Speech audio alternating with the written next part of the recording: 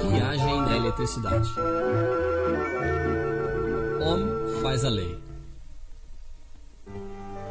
Nós abordamos hoje o degrau superior de nossos altos estudos elétricos.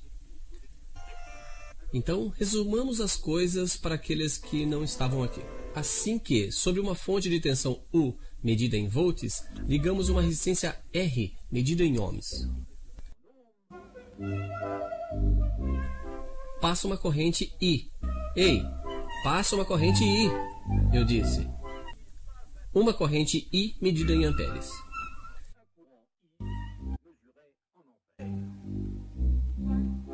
Ok, está certo. Sabemos bem que os elétrons vão do menos ao mais, mas o senhor que havia descoberto a eletricidade não conhecia ainda os elétrons. Eles tinham decidido que a eletricidade ia do mais ao menos e tinham baseado toda a fórmula em cima disso. Como nós guardamos a fórmula deles, nós guardamos também o sentido convencional da corrente que eles tinham escolhido. A corrente é a mesma em todo ponto do circuito. Do contrário, isso não seria um circuito.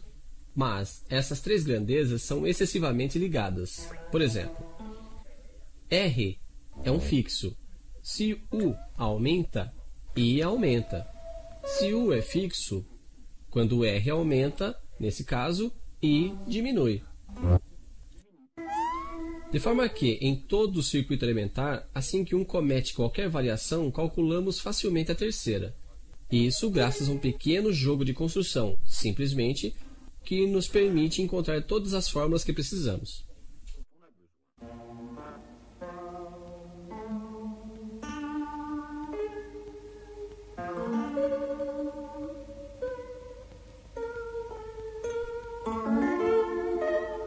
Mas isso é o beabá. Agora uma pequena colocação.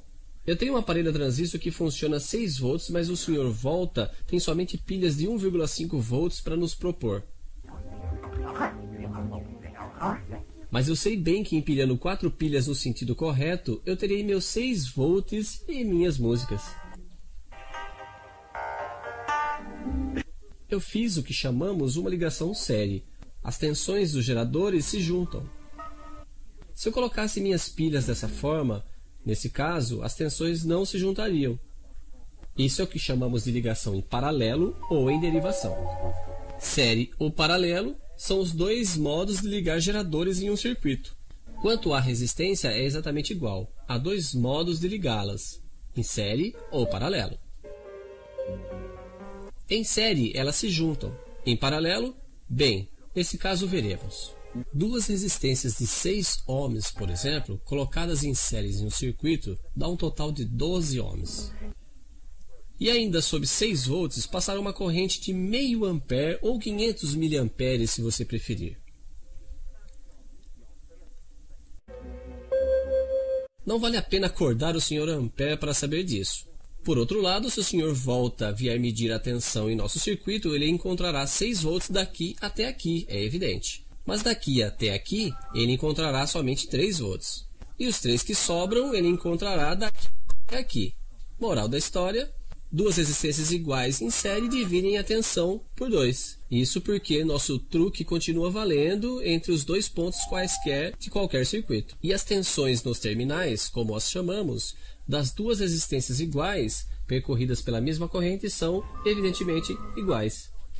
E agora os paralelos? Se nossa resistência de 6 ohms em 6 volts deixa passar uma corrente de 1 ampere, é possível supor que duas resistências de 6 ohms em paralelo deixarão passar uma corrente de 2 amperes por elas duas. Dessa vez o Sr. Ampere pode vir nos confirmar. Em série, duas resistências iguais compartilham a tensão. Em paralelo, elas compartilham a corrente. E como nosso truque ainda continua válido, podemos calcular que as duas têm a mesma função, que é uma só resistência de 3 ohms. Assim, quando duas resistências iguais são colocadas em série, elas fazem uma resistência total de 2 vezes maior. Colocadas em paralelo, elas fazem uma resistência equivalente de 2 vezes menor. E quando elas não são iguais, o que vocês farão em sua opinião? Você talvez encontre a resposta daqui até a próxima aula.